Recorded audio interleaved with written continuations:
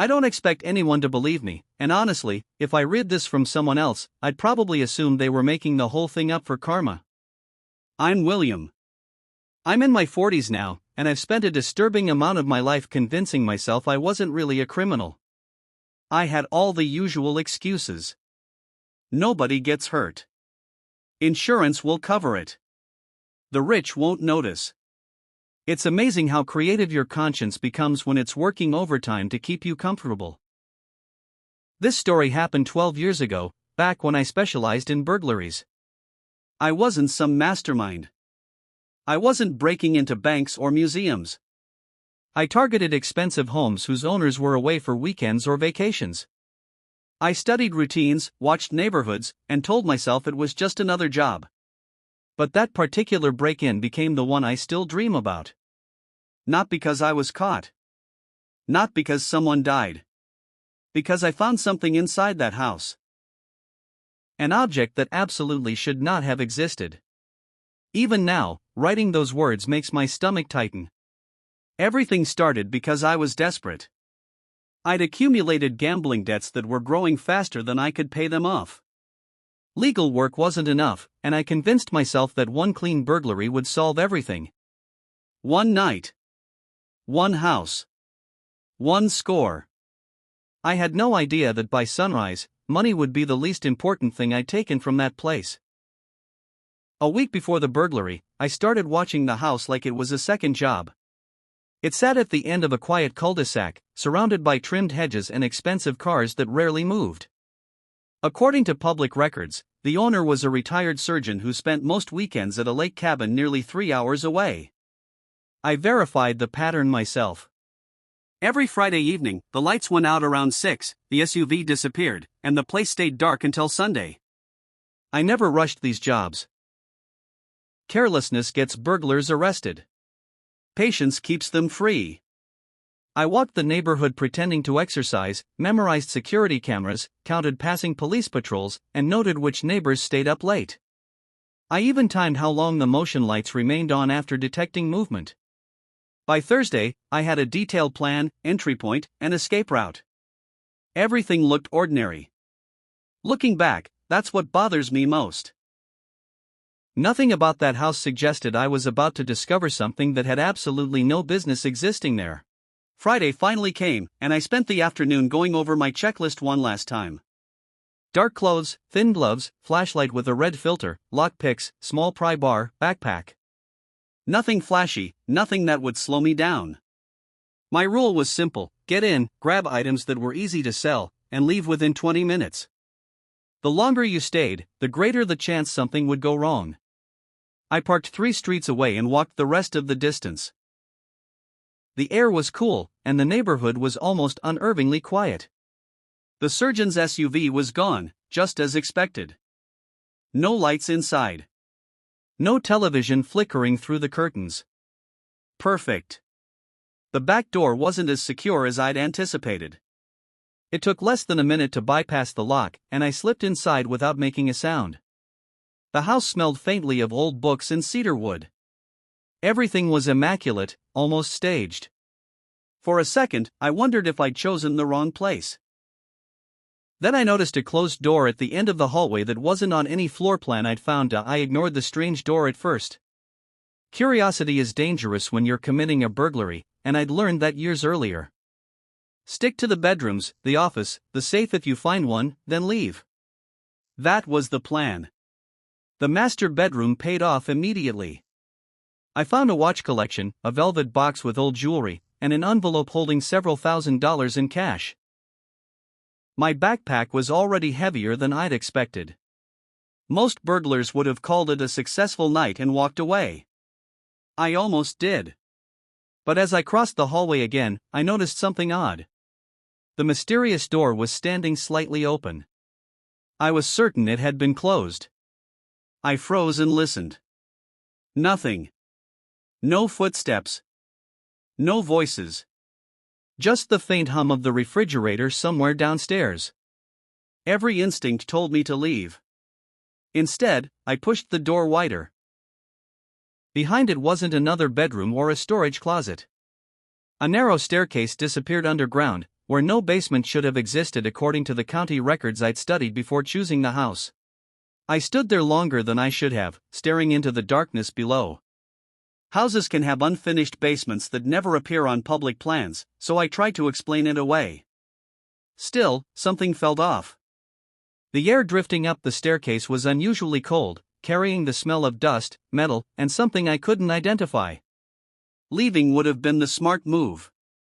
Instead, I pulled out my flashlight and started down the narrow steps, placing each foot carefully to avoid a creak. The staircase seemed deeper than it should have been. By the time I reached the bottom, the sounds of the house above had completely disappeared. The room waiting for me wasn't large, but it was meticulously organized. Metal shelves lined the walls, holding neatly labeled boxes. There was no safe, no stacks of cash, no hidden collection of gold. Then my flashlight landed on a small wooden pedestal in the center of the room. Resting on it was an object that made absolutely no sense. It looked exactly like my old wristwatch, the one I'd lost when I was 17. I actually laughed when I saw it. Not because it was funny, but because my brain refused to accept what my eyes were telling me. I walked closer, expecting to find some tiny difference, a scratch in the wrong place, a different strap, anything. There wasn't one. The cracked crystal at the edge, the faded blue face, even my initials clumsily carved into the back with a pocket knife. It was my watch. The same cheap watch my father had given me before he died. I lost it in the river during a camping trip when I was 17. I remembered diving into freezing water for almost an hour, hoping to find it. I never did. Yet here it was, sitting on a pedestal in a stranger's hidden room. I picked it up with shaking hands. The metal was warm. Not room temperature warm, as if someone had been holding it only seconds earlier. That's when I heard a voice behind me. It calmly said, "You weren't supposed to find that." Every muscle in my body locked up. I turned so fast I nearly dropped the watch. Standing a few feet away was an older man in a gray sweater. No weapon. No raised voice. Just a tired expression, like he'd walked into someone making a mess of his living room. He looked directly at the watch in my hand before meeting my eyes. "I was wondering how long it would take," he said. I expected him to call the police or demand to know who I was. Instead, he asked a question that made even less sense. "Do you remember losing it?" I couldn't answer. My mouth had gone completely dry. He nodded anyway, as if my silence confirmed something. "Most people don't remember the important details," he murmured. Then he glanced at my backpack, already stuffed with his valuables. "I don't care about the jewelry," he said. "Put it on the floor if you want. But the watch can't leave this room." For the first time that night, I wasn't thinking about escaping.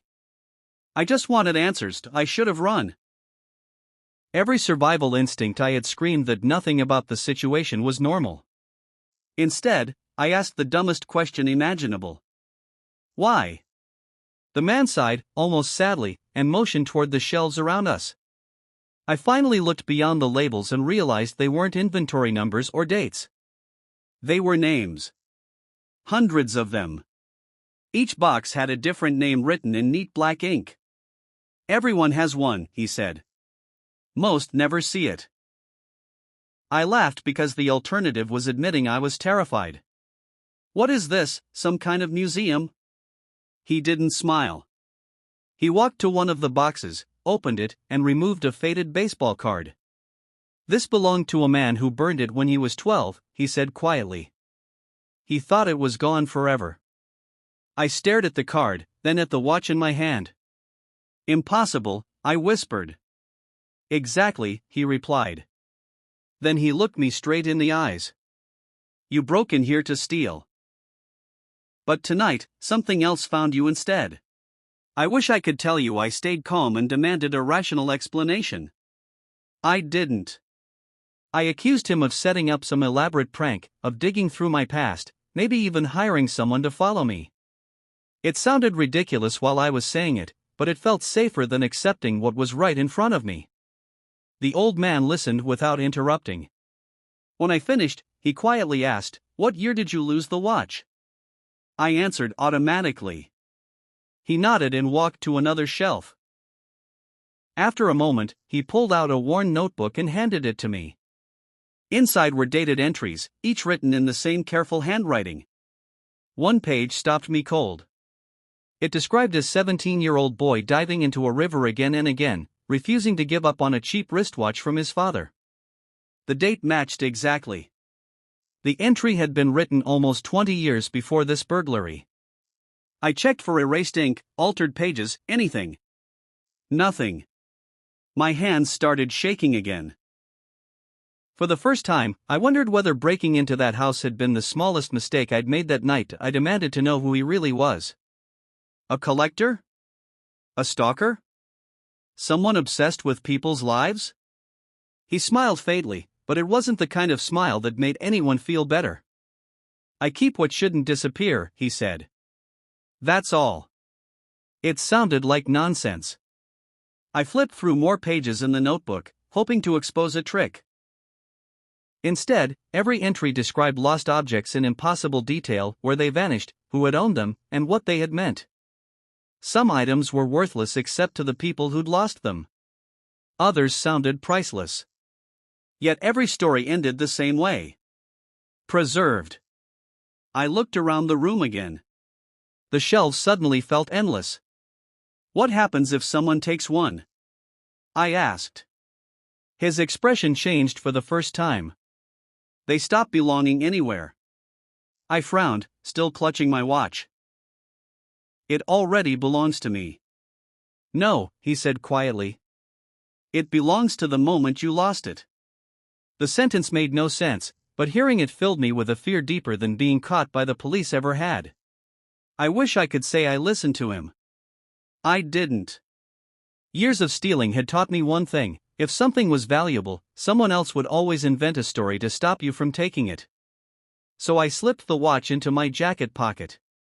The old man didn't lunge at me or shout. He simply closed his eyes for a second, like someone accepting bad news they had expected all along. You still have time, he said quietly. I backed toward the stairs, grabbed my backpack, and ran. I didn't even bother taking the careful route I'd planned. Adrenaline drowned out every sensible thought. I burst through the back door, crossed 2 fences, and reached my car without seeing another person. Only after I was driving did I glance at the watch. The hands were moving. That shouldn't have surprised me, except the watch had been broken since the day I lost it. The second hand had snapped clean off after hitting a rock in the river. Now it ticked smoothly. When I looked at the dashboard clock, it showed a completely different time. Both couldn't be right. I assumed the dashboard clock was malfunctioning. My car was old enough to have electrical quirks, and exhaustion can make you question obvious things. But the deeper I drove into the night, the stranger everything became. The roads looked familiar, yet somehow wrong. A gas station I used every week had become an empty lot. A new apartment building was suddenly an abandoned warehouse. Even the billboard near the highway advertised a movie I'd watched years earlier. I pulled over, convinced I was having some kind of breakdown. My phone only made it worse. The date on the screen was 3 days earlier than it should have been. No missed calls. No recent messages. Everything matched that earlier date perfectly. I actually pinched myself, hoping I'd wake up. Then I noticed the watch. Its hands had stopped again. The moment they froze, my phone corrected itself. The highway returned to normal, and the familiar gas station reappeared in my rearview mirror. That's when I understood the old man hadn't been trying to scare me. He'd been trying to protect me. I turned the car around without thinking. I didn't care about the jewelry anymore, the cash, or even getting arrested. I just wanted the watch out of my possession. The drive back felt twice as long. Every mile, I kept checking the watch to make sure it hadn't started ticking again. It stayed perfectly still, but I couldn't shake the feeling that reality itself was waiting for me to make the next move. When I reached the house, the back door was exactly where I'd left it. Unlocked. Inside, everything looked untouched. My muddy footprints were gone. The hallway was spotless, as if no one had entered that night. I hurried to the hidden staircase. It wasn't there. The mysterious door now opened into an ordinary linen closet filled with towels and cleaning supplies. I searched every wall, measured the space with my hands, even knocked for hollow spots. Nothing. The underground room had vanished. I walked out carrying stolen valuables and a watch that suddenly felt heavier than anything I'd ever taken. For the first time, I honestly wished someone would stop me. Nobody stopped me. I drove home before sunrise, dumped the jewelry and cash into a closet, and sat at my kitchen table with the watch in front of me. I couldn't bring myself to sell any of it. Every time I reached for the backpack, I remembered the old man's face and those shelves filled with impossible keepsakes. Over the next few weeks, I tried to convince myself I'd imagined everything. Stress, lack of sleep, too much adrenaline.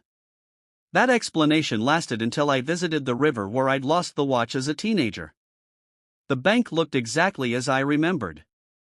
So did the flat rock where I'd slipped. Lying beside it was a fresh set of footprints leading into the water. Only one problem. The prints matched the soles of the boots I was wearing that day. They walked into the river. None came back out. I left without looking behind me. That burglary ended my career. I never committed another break-in. Not because I suddenly became a good person. Because I realized there are some things you can steal that don't belong to the world you understand. It's been 12 years since that night, and I've never found the courage to wear the watch again.